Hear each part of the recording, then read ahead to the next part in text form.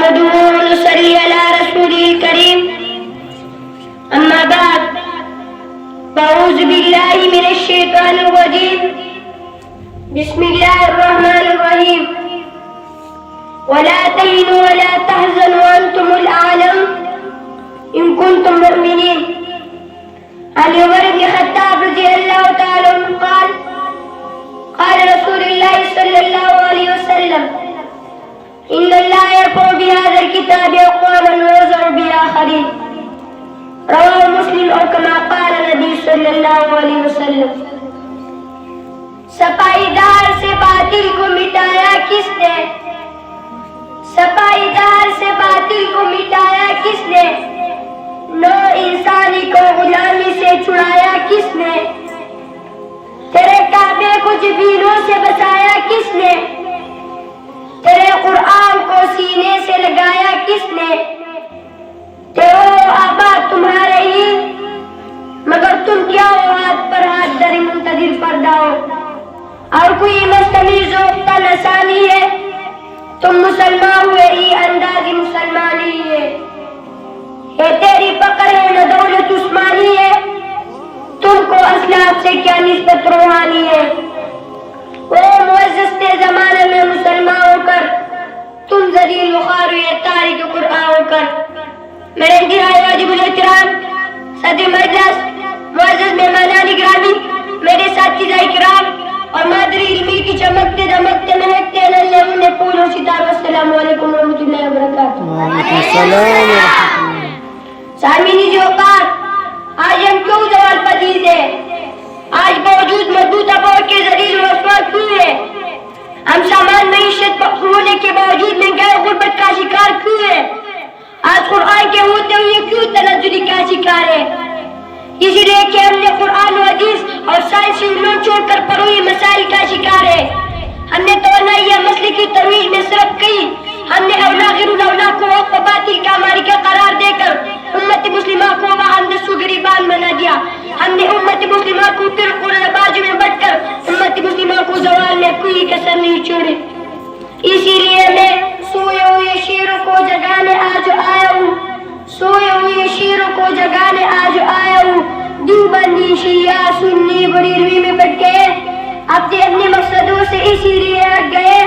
اپنی اپنی مسجدیں اپنے اپنے پیر رہے. ترکش میں زنگ کا اسارت ٹوٹتی رہے. سینکڑوں خدا جن میں ایک جگہ کرے ہیں. اے خدا والے سارے بکھرے ہوئے پڑے ہیں. قوم کو میں آئینہ دکھانے آج آیا ہوں. سوئے ہوئے شیروں کو جگانے آج آیا ہوں. فوج پہ ہزاروں کی 72 کے بھی باری تھی. دشمن کے چہروں پہ تمہارے خوف اتاری تھی. تم نے کبھی ساحلوں پہ کشتیاں جلائی تھی. تم نے اپنے بازوں پہ تلواروں بنائی تھی. دشمن کو کس نے جنگی بدر میں پچاڑا تھا؟ کون ہوتا وہ جس نے در خیبر کو اکاڑا تھا؟ وہ تم ہی تھے پہ تمہیں بتانے آج آیا ہوں. سوئے ہوئے شیروں کو جگانے آج آیا ہوں.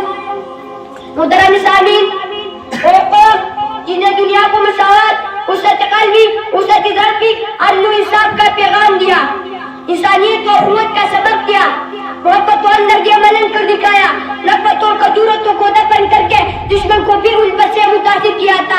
آج وہ قوم خود بدترین تعصب کا شکار ہو کر ذلت و فقر و بریت کی چکی میں پھنس رہی. مسلمان عالم دنیا کے کونے کونے میں مظلوم و مقہور ہے.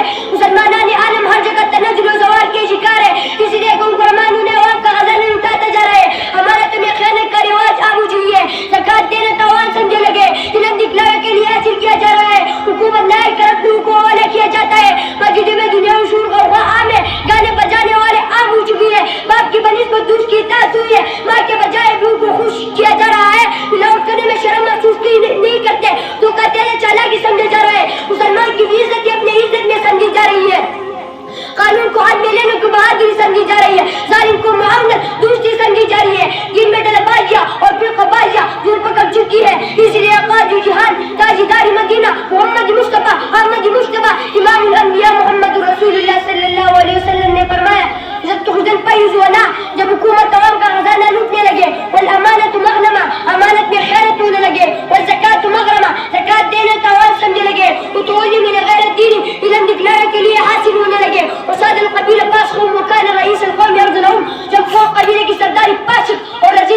کی شکر کی جائے اور تباطیل الصوت فی المساجد جب مسجد میں دنیاوی باتیں شروع ہونے لگے وزارات القینات جب گانے بجانے والے عام ہو جائے اور امہ جب ماں کی نافرمانی شروع ہو جائے اور صحابہ جب باپ کی نافرمانی شروع ہو جائے اور ان صدیق بھائی کی بنسبت دوست کی ہر بات مانی جائے تو اس وقت تم طرح روز کا سوچنا بھی مت.